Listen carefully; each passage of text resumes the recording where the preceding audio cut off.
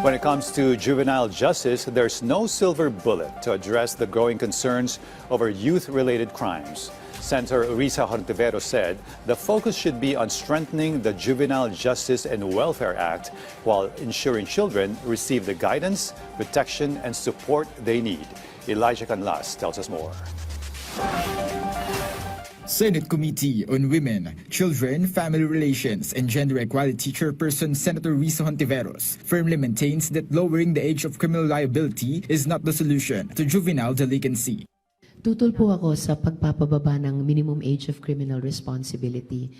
Pero sang-ayon ako na dapat i-review at evaluate at kung kinakailangan i-amend para palakasin yung Juvenile Justice and Welfare Act.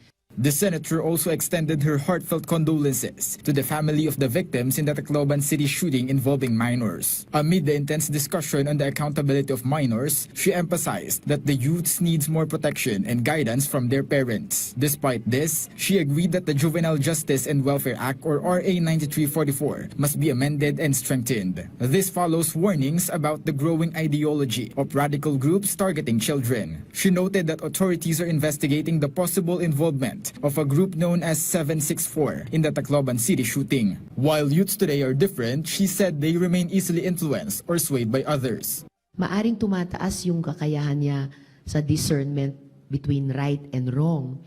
Pero yung kakayahan na mag-resist ng pressure, halimbawa ng isang adult, or yung kakayahan ba niyang mag-control ng mga impulses niya,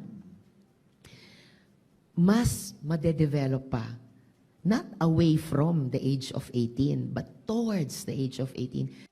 She urged parents and schools to be active in maintaining open communication lines with their children. Meanwhile, the game developer of Roblox has implemented adjustments to prevent exploiters from using their platform. The senator assured that justice will be served from the victims and that the parents of those involved will be held liable under the law. Based on the latest Senate committee hearing, stakeholders and game developers are now collaborating to ensure a safe gaming space for youths.